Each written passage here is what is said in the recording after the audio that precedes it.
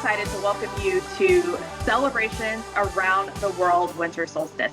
My name is Tanisha. I am joined here with Amanda. Amanda, how are you doing this evening? Very good. Well, happy actual winter solstice to you. We are doing the program and celebrating on the day of. I am excited to talk about the celebrations around the world that we learned about, some things you might want to incorporate into your own celebrations. So, okay, let's go ahead and jump in. So, Tanisha, we'll go ahead and turn off our cameras now. But before we get into the actual celebrations themselves and some of the cool science around it, we do want to remind you a quick note. When we do celebrations around the world, this is really a focus on different cultural celebrations. So we're not looking at any specific dogma. We are taking a lot of things into account, but these are cultural celebrations that take place in many different cultures. So keep in mind, if we do cover something and we don't cover maybe a part of it that you're familiar with or a part of it you know, that we are just taking a snapshot glance at that. Also, if there is something we missed, let us know in the questions and comments section, and we can go ahead and share that with the rest of the audience. Or if you have a tradition you would like us to share, we can look at the questions at the end and perhaps read that out loud. Okay, so that is just a little bit about the celebrations program. Let's go ahead, Tanisha, and let's start with a quick poll question. And that poll question is, will you be celebrating the winter solstice this year? So the answers are yes, no, and maybe. And I kind of think, Tanisha, just by virtue of joining us for this program, you are celebrating the solstice a little bit. You're learning about it. You're learning about the process. I agree because, again, I think we don't normally get to do a program on the actual date of the observation or the celebration. So I think by us doing this program on the winter solstice, we have an opportunity to celebrate it or share it or at least learn about it. Celebrate together. Yes. So let's give y'all a few more seconds. Amanda, let me know when you'd like me to close it. Okay, it looks like, let me look at the poll. I think we can go ahead and close that poll right now. Okay, and it does look like, well, about a third of people will be celebrating and the rest will not be celebrating, but maybe you will hear something tonight that kind of catches your fancy and you can incorporate that either this year a little late or in the years to come.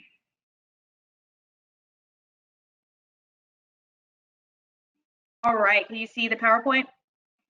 Yep, you are back up. All right, so I'm going to go ahead and kick things off with a little bit about the winter solstice. So what exactly is the winter solstice? So it occurs when one of the Earth's poles is the furthest away from the sun. So today on December 21st, the North Pole is the furthest away from the sun. So the Northern Hemisphere is experiencing the winter solstice. It is also we're in the Northern Hemisphere, so it happens on December 1st or 22nd. Today's the 21st. And in the Southern Hemisphere, it is June 20th or 21st. It is the shortest day and the longest night of the year. But a little bit of a fun fact about it, it actually happens at a particular point in time. So although the observation is usually the entire day, it happens at a certain point in time. So for Tampa, in the Tampa Bay area, the winter solstice officially happened at 10:58 a.m. this morning. So that is the actual time of the winter solstice. So that is the time that delineates the shortest day of the year. And it's also known as the hemal solstice, the hibernal solstice, and I hope I'm saying these right, and the brumal solstice. So a couple of other names for that. A lot of cultures consider the winter solstice the beginning of winter, the official beginning of winter, even though people up north are probably side-eyeing us really hard because it's been snowing there for a little bit, but it's considered can be considered the official beginning of winter. And let me see if I have any other fun facts here. It also means, well, I did kind of already say that, but it's when the Earth's pole reaches its maximum tilt from the sun. So again, when the pole is the furthest away from the sun.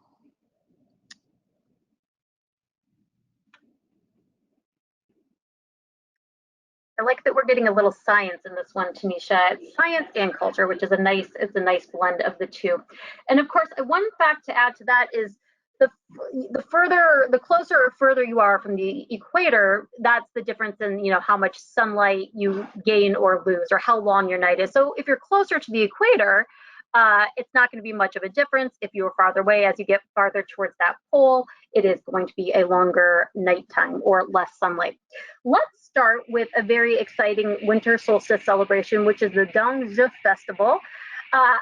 Just a quick little proviso. I am trying my best for the pronunciations. I am sorry if I mispronounce any of the terms related to this. So the Dongzhi Festival is celebrated on either December 21st, 22nd, or 23rd. It actually doesn't have a set date, but it's celebrated within that realm of solstice. It is principally celebrated in China, but it is also observed in other parts of East Asia. For example, Singapore, Taiwan, some other countries celebrate this festival, Dongzhi specifically, and some countries have their own winter solstice celebration, which we will learn about maybe in a little bit. So a little bit about the history of this festival. It actually goes back over 2,500 years to the Han Dynasty in China. And it's based on several things. One of the things it's based on is actually the Chinese solar terms. So ancient China was based into 24 solar terms, and that's because it was mainly an agricultural society. So these solar terms were based on how it affected the different crops and planting and harvesting of the seasons. So you might find it here at winter. We have one at the beginning of spring, and we have 24 different equal terms of the sun's rotation. This is, so I'll explain it. This is the 22nd, Dongzhi is the 22nd of 24 solar terms, but it was actually the first established term and the first of the holidays that was to come out of these solar terms. So it's really seen as one of, if not the most significant holidays. It is widely celebrated throughout China, and there is close proximity to Lunar New Year, or what we sometimes call in the West as the Chinese New Year. But it actually it's still, even though there is close proximity, that one happens in February, it is still very significant in China. So it is, as I mentioned, those agricultural terms. Basically, the year was meted out much like many agricultural societies. Spring was for planting, summer was for tending, autumn was for harvest, and winter was for, once you'd made those harvests, it was collecting and making tributes to ancestors. So a big cultural part of celebrating this is spending time with family and having a very good meal together, a hearty, rich meal, and making tributes to your ancestors. So we're going to get into that a little bit in the food, what you may eat during this festival. And there are a couple different things. So one thing is very common in northern China are to eat dumplings, specifically maybe with lamb in them. And there is actually a little bit of history behind the dumplings. About 1,800 years ago in northern China, there was a well-known physician named Zhang Zongjing, and he'd come to a village where many people were suffering from frostbite and they were ill from the cold. So the legend dates back that dumplings were made, and they had frostbite specifically. They had on their fingers, their toes, but on their ears. So the idea that he made this, he would make mutton broth, mutton soup, but he made these dumplings to help warm the people and to help them heal from their frostbite. So that's why dumplings specifically are eaten during this festival, and that's also why they say dumplings are in the shape of an ear, is because of that, because of the frostbite on the ear. Now, that's more prevalent in northern China. In southern China, it's more common to eat something called tang yuan, and these are glutinous rice balls, and they're usually filled with a sweet center, something like peanut or sesame paste, something like that. And actually, you can see in the picture, I believe that is a picture of the glutinous rice balls. And there's two reasons for this. One is it was a meatless dish where there was much more poverty in southern China. So they had a dish that more people could participate in because it didn't have meat, which would be less expensive.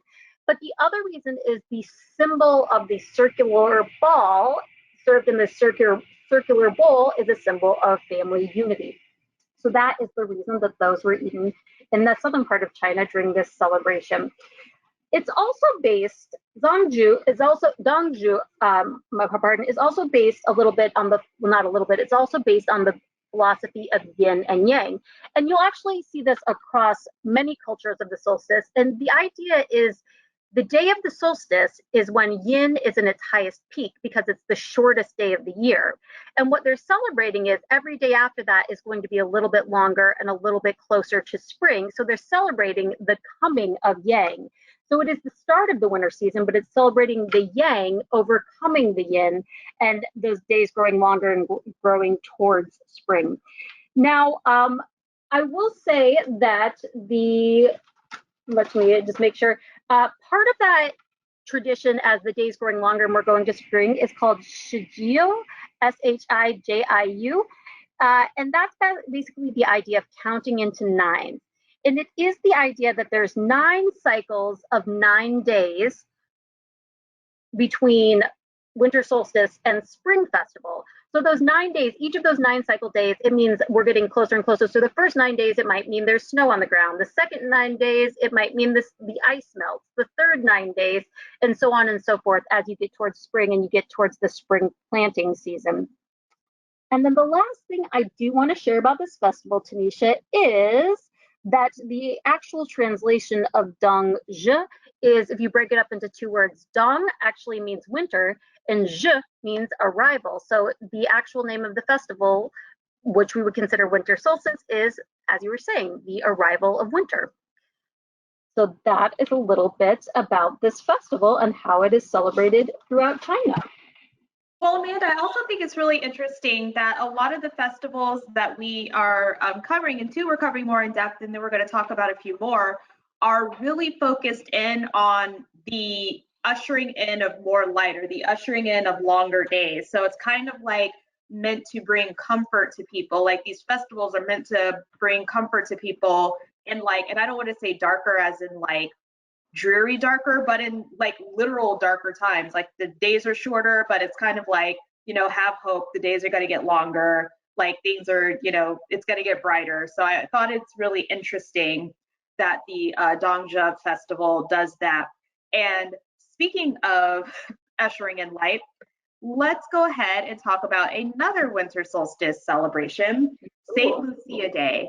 It is also known as St. Lucy's Day, so I'm going to be using both of those terms interchangeably while we're talking. So, St. Lucia Day is December 13th. So you may be thinking, but today the winter solstice is usually on the 21st or 22nd. So this used to be the shortest day of the year on the Julian calendar. So before we all switched, or most of us switched to the Gregorian calendar, I think that's the one we're in. Yes. When we switched to the Gregorian calendar, then it got shifted to December 13th, but it used to be the shortest day of the year of the Julian calendar. This holiday is celebrated primarily in Italy and Scandinavia. So St. Lucy or St. Lucia is the patron saint of Sicily, and a lot of Scandinavian countries, especially Sweden and Norway, have significant celebrations around this date. So the origins of this day is all over the place. So there's a bunch of different St. Lucy's origin stories. Some of the more prominent ones is that she brought food and aid to Christians hiding in the Roman catacombs, and she wore candles in her hair to free her hands so that she could feed everybody. Some of her origin, or the origin stories of the feast day, are a little bit more dreary. Highly recommend if you want to look it up. There's a bunch of different stories, but some of them do get a little bit more dreary. The day originated in the Middle Ages, but gained popularity in the last 200 years. So people really started celebrating it in the last 200 years. And jumping back into how Italy and Scandinavia observe this holiday, in Italy, there's a procession of the statue of St. Lucy through Syracuse in Italy, not New York, where she lived. And for the kids, between the night of December 12th, I don't want to equate it with Santa Claus, but she does bring gifts to good children. So kids in Italy could get gifts on December 12th to open on the morning of December 13th. In Scandinavia, you see we have our young lady there with the lussekaats, which we'll talk about here in a minute. In Scandinavia, it is a usually observed by a procession of young children led by a young girl with a wreath of candles, usually electric candles. They don't do the real candles anymore, in her hair. And she wears a white gown and a red sash. And she leads the processional of young children through the town, through the church to observe this day. It is not a public holiday, so places aren't closed, but it is widely celebrated. It's also known, as I mentioned before, as a festival of life, with St. Lucy in ushering in longer days. And she is here to bring comfort to those during the long winter months. As we like to do, we like to talk about food. Treats associated with these days are lussekaats in Scandinavia. So those are baked buns with saffron, and kusia, I hope I'm saying that right, in Italy. So it is a tradition to eat whole wheats on St. Lucy's Day. And so they eat boiled wheat berries with ricotta and honey.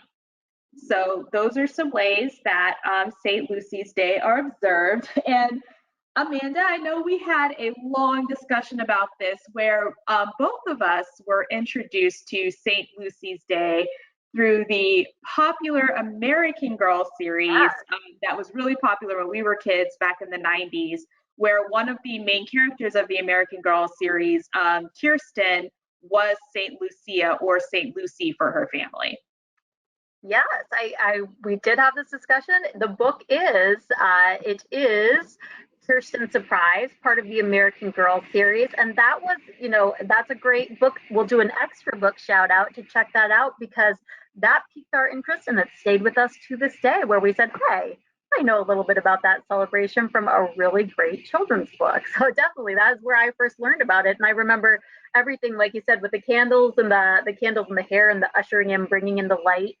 Now, it's also something interesting you pointed out, Tanisha, because we did research about a lot of different celebrations throughout the world. And one thing I think there is really cool about this one is that the solstice, whether or not you celebrate it, it happens everywhere. And there's a different, kind of like we saw with ones like Dia de los Muertos, there's a great mix of cultural traditions where some have been from ancient times, they've been adapted through different cultures and geographies throughout time. But I really did see a common thread throughout all solstice celebrations, which is the idea of celebrating the coming of light, the ushering back in of light, and how that brings, especially in ancient agricultural times, the bringing of really life, survival, prosperity. So I think that's really cool. And we really saw a common thread throughout most celebrations, how there some elements of light are parts of almost all celebrations.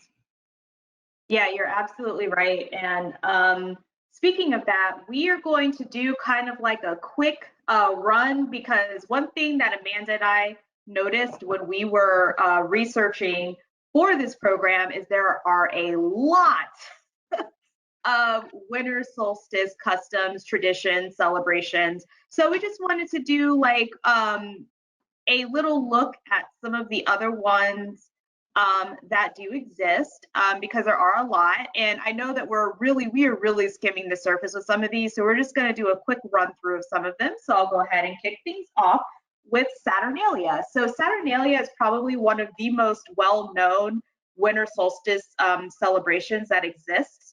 Some people do sort of celebrate it, but it is from ancient Rome. So it includes the honoring of Saturn, and it was a festival held during, which would match up with the dates December 17th through December 23rd. It continued through or vestiges of it continued through the late medieval period all the way up to the Renaissance. And a lot of it was a time of debauchery. So a lot of really interesting things happened during Saturnalia, including gambling, imbibing. There was also gift giving, but it was more of like gag gifts or like fun gifts. And it did kind of go out of vogue when Christianity began to become more popular. So for a little bit of time, including during the late medieval period and the Renaissance, there was a little bit of a crossover, and then reforms were made where a lot of Christians thought that it was a little bit too free and loose, so it did start getting a little bit more serious as times went on. This one was also really interesting. There is Midwinter Day in Antarctica. So this actually happens, it does not happen in December. It happens in June for the Southern Hemisphere's winter solstice. So it happens on June 21st, or 20th or 21st. And it is a celebration for scientists, researchers, people who are stationed at Antarctic bases doing research and doing scientific research, things like that, where it's a day for them. It's kind of like a holiday for them, where they get to like kick back, celebrate. They get to have elaborate meals because, as you can imagine, they have to bring everything in. So most of the meals are pretty plain. So they get to eat like steak and like really interesting things. And they usually communicate with people outside the base, like presidents, like the president of the United States may call the Americans. The Prime Minister of the UK may get in touch with the British. So it's just a time for them to get together and celebrate. And keep in mind, it is dark the entire time, because at the poles, like when it is the winter solstice, it is dark 24 hours. So the sun does not go above the horizon the entire day. So it is just dark. So they have plenty of time to sit and celebrate. And Amanda, I'm going to go ahead and cover Yalda Night. So Yalda Night is another winter solstice celebration that is celebrated in Iran and the Persian diaspora. It is a time for friends and family to gather to eat, drink, and they read poetry from, and I really hope I'm not butchering this, from Divan-e-Hafez. And they all get together and they just eat, drink, and be merry, read poetry long into the night. Okay. Well, you bring up a good point, Tanisha, because we are covering winter solstice that happens in December in the northern hemisphere, but maybe in June we'll have to do winter solstice southern hemisphere, because there are a lot of cool things that do happen in the southern hemisphere. So perhaps we can revisit that if that's something customers would be interested in. Okay, let's move on to Stonehenge, which is the largest winter solstice celebration in the United Kingdom. And why does this draw people, and why is it significant? Well, Stonehenge, the celebration, people gather to watch the sunset of winter solstice at Stonehenge, and it draws people from Druids, pagans, and just general Stonehenge enthusiasts, there are quite a few about there. But it is significant because, as you know, there is the great mystery of Stonehenge, who it was built by, why it was built, and the solstice may give some clues to that, because the arrangement of the stones, it perfectly frames the 2 annual solar cycles. So it perfectly frames the midwinter sunset and the midsummer sunrise. So that gives archaeologists some clues as to why it may have been built. It may have been built as part of a gathering site and celebration for winter solstice. So it is also archaeologically, there's nearby have been found large wild boar and pig bones, which leads people to believe there were great feasts that were held there. So it's very cool on its own to see the sunset there, but it also gives a little bit of the clue of the history of Stonehenge. Another great celebration, and I like this because we're talking about ancient celebrations, but we're also talking about stuff that's a little bit newer. This year in Vancouver, British Columbia in Canada, they celebrated the 28th annual Winter Solstice Lantern Festival. And this is a relatively new festival that happens throughout 3 neighborhoods in British Columbia and Vancouver there, and in Vancouver and British Columbia. And basically what is celebrated, they have lanterns, fires, singing, drumming, and dancing. And something specifically they have is a labyrinth of light, where they set up with over 600 pure beeswax candles, and you go through the labyrinth of light. And again, it's just like we were talking about, Tanisha, that idea of ushering in the light and welcoming back those longer days. And the idea is, a lot of solstice celebrations I find have this, it's letting go of the old attachments to the past and envisioning how you want the new possibilities for the new year to be. So even though it's not quite what we call the Gregorian calendar New Year, there is a lot of that in the culture surrounding solstice, the idea of saying goodbye to the past and awakening with the new. So whether that's personally significant, culturally significant, is whether it's just the agriculture, the days longer, there's a lot of that in there. And the last one we will touch on as far as our festivals is Toji in Japan. So Toji is their own winter solstice celebration. And this one actually is less like a festival. It's not like where you would gather together in a festival sense. specifically, it's more like a traditional practice. So the idea is to start the new year with good health and luck. And some of the ways you do that are you take warm baths that are scented with yuzu, which is a citrus fruit that is supposed to bring good luck. And you also eat foods that have the N sound in them, because the N sound, when it's translated, things like carrots, or there's something called kobacha, which is a squash. When in their language, in Japanese, it has more of that N sound. It's because that has a similar sound to their word for fortune. Now, in terms of back to this idea of the light, there are people also light bonfires, and there are also sometimes gatherings of bonfires at Mount Fuji, which is south of Tokyo. They light large bonfires, again, to welcome back the sun and to bring back those longer days. Okay, so that's a little overview of just some other things going on in the world. Okay, Amanda, and it looks like we are closing out for today. So would you like to share with us some resources that people can learn more about? I would like to share with you. So, of course, like we said, we would love, we're out of time now. We would have loved to share more about these different cultures, and there's plenty more celebrations around the world. So, a great resource we have online in our learning and resource collection is the World Book Encyclopedia. You can go in and look up the specific festivals we spoke about today, or you can look up the countries and the cultures that they come from. Then you can find that on our website, hcplc.org, under Learning and Research tab. Also, if you're looking for a digital streaming or audiobook streaming book, we have several options about these different festivals and these different countries. You can find them in Hoopla, which is one of our digital streaming services. We love this because you get 12 checkouts per month with no wait. Or you can find it on our Libby app, which will connect you directly to our library's digital book collection. All right, Amanda, so I'm going to go ahead and come back on so we can go ahead and close us out. That was a lot of fun learning a little bit about the winter solstice. Amanda and I definitely had a good time putting this one together because it's something that is not as ubiquitous as like Christmas or other like winter celebrations, where there is so many cultures that have existed and currently exist that have some type of observation about the winter solstice. So this is a really fun one to put together. So if you have any questions about any of the content that we covered, definitely we have a few more minutes so you can throw that in there, but I'm going to go ahead and cover our contact information. If you need to contact us for any reason, by phone, email, text, chat, carrier pigeon, however you'd like to contact us, our contact link is there. Definitely get in touch with us. Also, if you'd like to see what else the library has going on, any of our other programs and events, we do have the link there. We have a lot of really fun stuff coming for you next year in the new year, so definitely take a look at that. So Amanda, I'm going to check and see if we have any questions. It does not look like it, but we do have some questions for you. We're going to close out with a few trivia questions to see what you learned in today's program.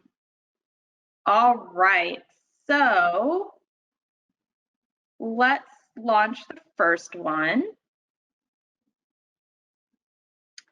The winter solstice happens only once a year, true or false?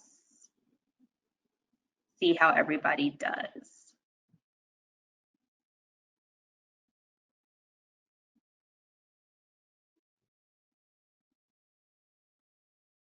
All right, Amanda, you think we're good to close it out? It looks like we do have quite a few answers in. I think we can. There is an overwhelming response. Let's go ahead and see what people thought. Oh no, so that answer is actually false. So the winter solstice happens twice a year. It happens once in the northern hemisphere and again in the southern hemisphere. Northern hemisphere is December 21st or 22nd. Southern hemisphere, it's June 20th or 21st. Okay, and let's go to that final trivia question, Tanisha. And it is, which is not another name for the winter solstice? Is it the brumal solstice, the hibernal solstice, the nocturnal solstice, or the hymal or hemal solstice? Again, forgive my pronunciation if I have pronounced any of those wrong. Yeah, I got that one. When I read it the first time, I was like, hemal? So Okay, it looks like we can go ahead and show those answers. Most people have voted, Tanisha. close, and let's see how they did. Okay, so if you said nocturnal solstice, you were correct. Even though that would have been a good guess for the name because it is the longest night period or the longest dark period of most countries in the Northern Hemisphere, it is not the nocturnal solstice. Yeah, so although the names are all pretty similar, that was the one that it is not known as. All right, Amanda. So it looks like we have had a good time celebrating You've the winter learned, solstice. you've shared. For all of you out there that are celebrating throughout the next couple of weeks, we wish you happy celebrations, and we will see you next time. Happy solstice, everyone!